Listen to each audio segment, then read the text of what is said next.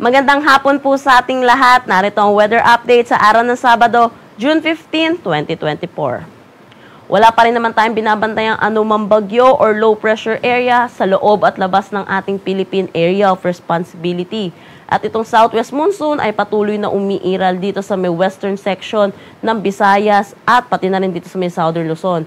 Bahagya po umangat itong southwest monsoon, kaya kung makikita po natin, may mga kumpul po tayo ng kaulapan dito sa Palawan, pati na rin dito sa offshore po natin. Kaya asahan po natin makakaranas dito sa Palawan na maulap na papawirin na may mga kalat-kalat na pag-ulan. Southwest monsoon pa rin iiral dito sa may western section ng Visayas at Mimaropa, pero asahan natin makakaranas sila ng bahagya hanggang sa maulap na papawirin na may mga isolated rain showers at mga thunderstorm. For Metro Manila naman at nalalabing bahagi ng ating bansa, lalo na dito sa eastern section, makakaranas tayo ng mainit at maalinsangan na tanghali hanggang hapon na may mga taas na tsansa ng mga localized thunderstorm pagdating sa hapon at sa gabi.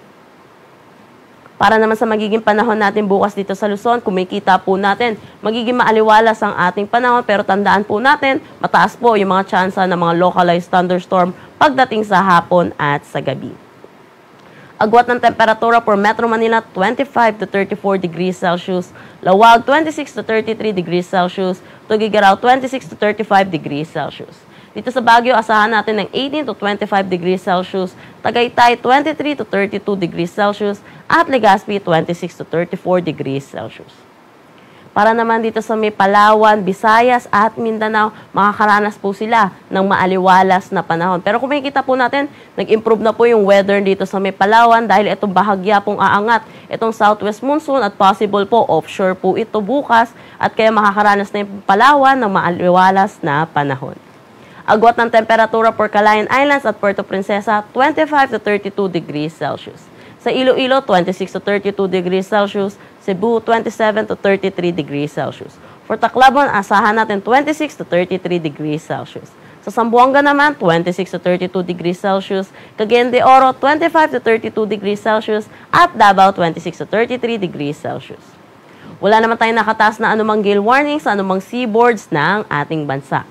Dako naman tayo sa magiging panahon natin sa susunod na 3 araw sa mga piling syudad natin. Kung makikita po natin, magiging maaliwalas po ang ating panahon. Pero asahan po natin, magiging mainit at malinsangan, lalo na sa tanghali hanggang hapon na may mga tsansa ng mga localized thunderstorm pagdating sa hapon at sa gabi. Metro Manila, agwat ng temperatura 25 to 34 degrees Celsius. Baguio, 17 to 26 degrees Celsius. Legazpi City, 26 to 33 degrees Celsius. Gayon din dito sa may Visayas, asahan natin generally fair weather po rin ang mararanasan. Metro Cebu, agwat ng temperatura 26 to 33 degrees Celsius. Iloilo City, 27 to 33 degrees Celsius. Tacloban City, 26 to 33 degrees Celsius. Para naman dito sa may Mindanao, asahan natin magiging maaliwalas ang panahon. Metro Davao, agwat ng temperatura 25 to 33 degrees Celsius. Cagayan de Oro, 25 to 33 degrees Celsius. At Zamboanga City, 25 to 34 degrees Celsius. Ang sunset mamaya ay 6:26 p.m. at ang sunrise bukas ay 5:27 a.m. Para sa karagdagang impormasyon, bisitahin ang aming mga social media pages at ang aming website pag-asa.dost.gov.ph. At yan po muna ang latest dito sa Pag-asa Weather Forecasting Center. Chanel Dominguez po at magandang hapon.